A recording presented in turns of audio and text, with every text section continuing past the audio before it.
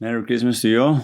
Thank you. As it's Christmas, we'll get the annoying question out of the way first. Go on. The European Super League, the club have now issued a statement distancing itself from any attempt to start the Super League again, but it'd be interesting to get your thoughts on it. Well, very clear. Exactly the same. We remain in the same position. We love playing in the Champions League, and we'll continue to do so.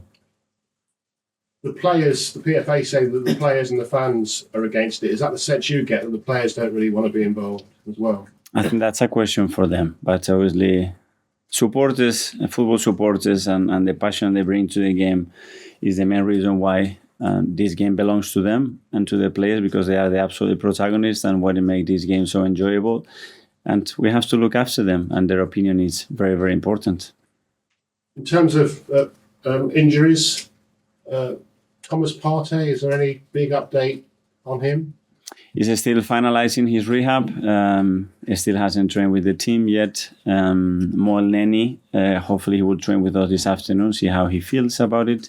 For the rest, no news. Jorginho as well, is there a doubt? There's still a doubt, yes. Racing? He's racing.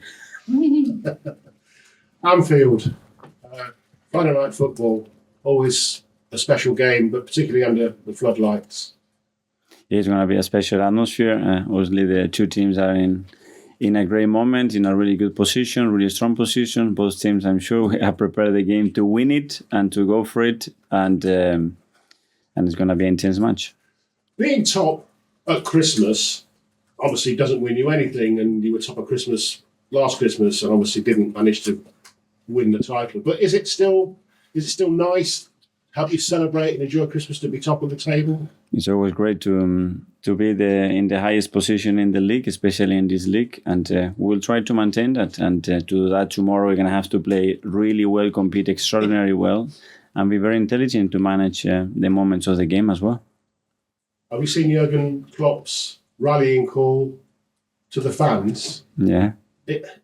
Has he done that because he's really worried about Arsenal? Is it a compliment to Arsenal in a way? I don't know. That's a question for him. The way we're going to prepare the game is what we have to do to play better than them, to beat them, and to focus on our supporters as well. That I'm sure that a lot of them are going to travel tomorrow there, and they're going to be like always supporting the team. But it's quite unusual to think of Anfield not being an amazingly noisy stadium with massively partisan home support. Are you surprised they made that statement? I don't know. I have enough thinking about the team and how we're going to prepare the game to win it. Just finally from me, we weren't here, but you celebrated 4 years in the job exactly this week. When you took the job, we would have said to you in 4 years' time you'd be in the final stages of the Champions League and top of the table. Would you have taken that? I'm sure I would, but we haven't still win enough important things, and we want to be better and we want to be more successful.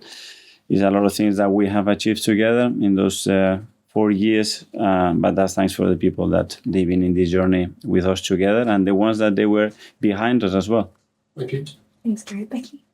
Hi, Mikel. Hi. I just wondered, when you played, what were your memories of Anfield, or what's your favourite memory of Anfield?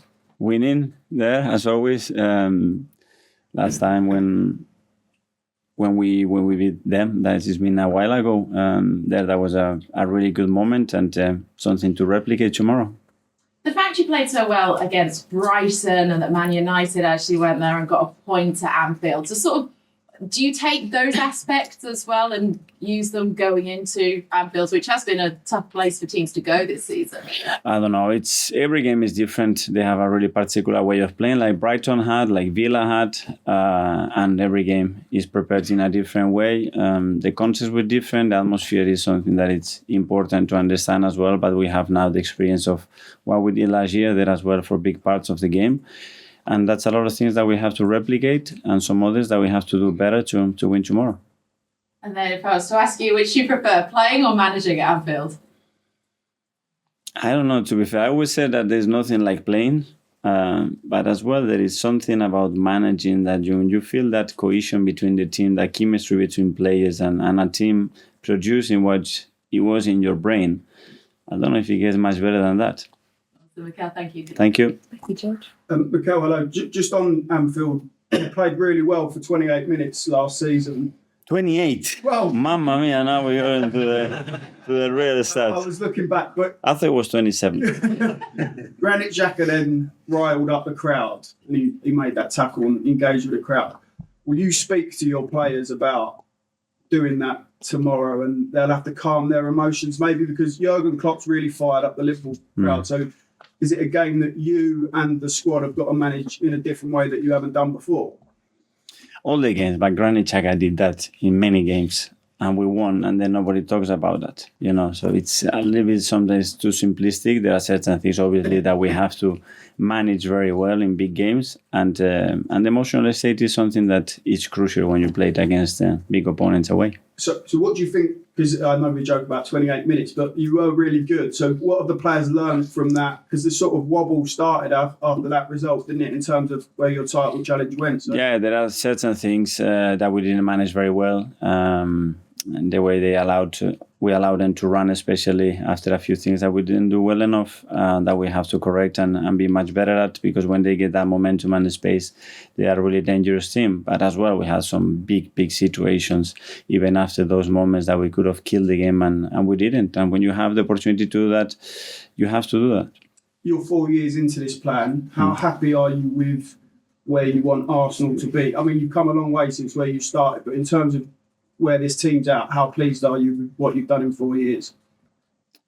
Yes, it's something to reflect on, but now we are in the competition. I think you live the present in a really intense way, and you're just looking for ways to be better, you know, and to improve and to evolve the club, the team, yourself individually as well as a manager, how you can be better for this group, what the team demands. But overall, I'm really pleased with what is happening around the club with the people that we work with and how people feels and our people especially feels about what we are doing. And just one on the Super League. It can't really succeed, can it, without England's biggest clubs? If Arsenal's saying they're not going to be in it, does it have a future? I don't know. Everybody will have his own opinion and commitment now, in a year's time, in 3 years' time. So who knows how this is going to end up. Thank you. Good luck. Thank you. Hi, Mikel. Happy Hi. Christmas. Thank you. In terms of this fixture, is it a better time to be playing it now than it was last season when it came a little bit later in the calendar? Something that we cannot pick. It's around the Christmas period. Is under the footlights. It's going to be a special night, and it's always great to go to Anfield. So looking forward to it.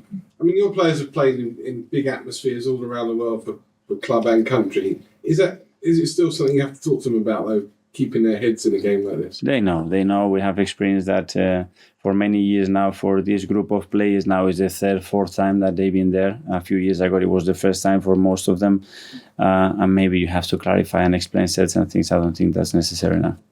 Manchester United went the game plan last week, which was, I think, perceived by most people as being quite pragmatic, quite negative. Will you attack Liverpool tomorrow, or will you go with a game plan? Sorry, can you Will repeat? you attack Liverpool tomorrow? No, the first part of the question? The first part of the question? Manchester United Sorry. were, I think their Okay. game plan last week was a bit boring, I think. But will you go with a more attacking game plan tomorrow, basically? Well, we will have the game planned to beat them and to leave Anfield with 3 points. That's how we're going to prepare the game, for sure. And in terms of last season, you were 2-0 up there. Was that, when they came back into the game and drew, did you know that the writing was on the wall in terms of the title and your ambitions for last season from that point, or was it later on in the run? No, it was that run of games that after when we have a few draws in a row as well. But that was part of it. You know, we had moments that we could have killed the game to get away with the 3 points, and we didn't. And then in certain moments, especially in the second half, we suffered in many moments to maintain that draw. And finally, in your 4 years here so far, you've changed so much about the club. You brought in the phrase "believe in the process" and everything. Would you consider so far what you've done a success? I think I'm really happy where we are and how we have achieved things, you know, and how we have behaved through difficult moments, through good moments, and the involvement of everybody at the football club and how they feel that they have participated building what we are doing. And I don't know, it's a joy to be here with these people, and I'm willing to be better because we had for sure not satisfied. Mikel, a couple of years ago when the plans for the Super League first came out, spoke about how this was a big moment for fan power to show that the game belonged to the fans. Have you spoken to the board and the powers that be to have assurances that they won't ever engage in those conversations again? Well, the conversation that we had were very clear after the experience that we had, as you said, 2 years ago. And I think the club has issued a statement that is very clear and transparent, and we stick to that. You've also been in English football for a long time now. It's also the two big Spanish clubs that were driving it. What is English football with the depth of the league? You see Aston Villa, teams like that, Leicester in recent years. Is there anything that can compete with English football? Is that what you treasure about it? I don't know. I think we are so privileged to have the league that we have, to have the competition that we have, to have the uncertainty that we have every single game of what's going to happen, and that what it drives, I think, this league and a lot of football supporters to watch it every time, because it's beautiful. And just one finally on just talking about discipline. We're talking about Liverpool, how hard a place it is to go. Look at the stats this season. I think we conceded the second fewest fouls in the league, least amount of yellow cards. Is there something that would you say over the last couple of years, go back as a couple of seasons ago, there was a glut of red cards over a few weeks. Is there something about your management that's changed that's maybe reflected in the temperament of the team? Well, yeah, it's true. There is a period where you try to coach the team in the best possible way to be efficient. We don't want to foul. We want to regain the ball as high as possible. We want to nullify the opponent's strength as much as we possibly can, and we want to be dominant. That's for sure. But at certain things, there are qualities of players that allows you to do certain things better than with others. And as well, I think experience is something that is very important as well, and understanding what you have to do in each area of the pitch, in each moment of the game. And that's something that, in my opinion, we have improved. Just on Gabriel-Saliba, how key are they to that? Because seeing last week at Brighton was just so dominant. How much is the relationship, the partnership improved since the start of last season? I think they clicked straight away, and that's something that, as a coach, you really hope for, because when you talk about partnerships, then those two positions are key, and there is that chemistry, there is that understanding. They complement each other in a great way. Everybody has his role, and it's very clear, and it's very well accepted, and they are getting better and better. Still super young for the position that they play in, and they can still get better. Mark? Hi, Miguel.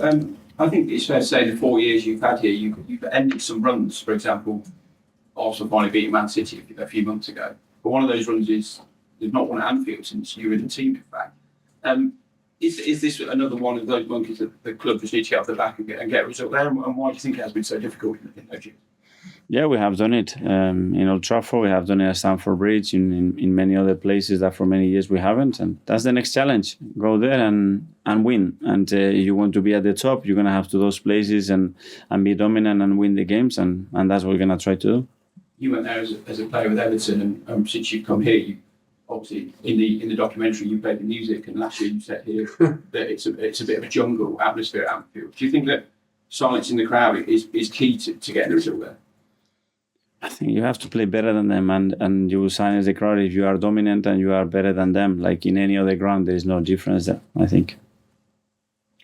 Guy? You speak there about being dominant, and last week against Brighton was one of your most dominant performances about your time in charge. At Liverpool, it's going to be difficult to maintain that level of control over the game for the full 90 minutes. Will you tell your players almost that they have to accept there's going to be periods where they can't control the game? Yeah, you're going to have to suffer, and every game you have to suffer, and how you go through those moments together.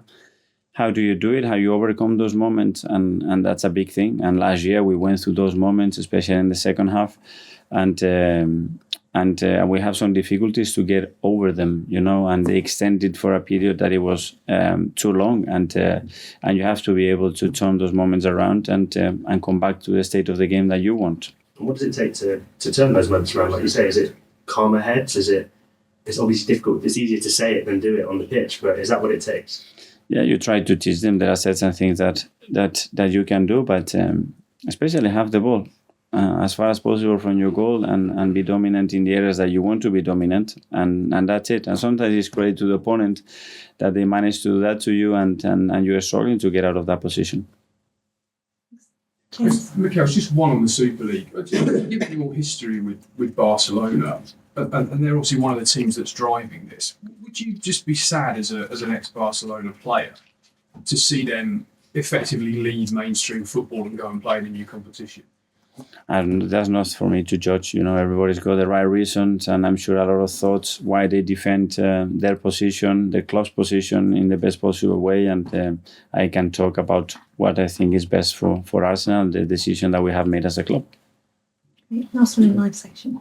Mikel, we talk a lot about sort of player welfare and the workload on players. Is one thing that can come out of things like the Super League that people actually talk about the issue of the current game, what's going on, and maybe things can be addressed that are perhaps forgotten about until something like this appears from the side? I don't know, whatever the decision is of any club or us in football and everybody that we are involved in is two things. One is the soul of this game, which is our supporters, because that's what they make this game possible, and then the players. And look after those two in the best possible way. I think that's our responsibility, our duty, and everything. Every decision has to be focused on those two aspects, especially, and then to have a game that promotes the integrity and the beauty of the game, and try to find that. Now I'll go to 10:30 tonight. Sam, do you want to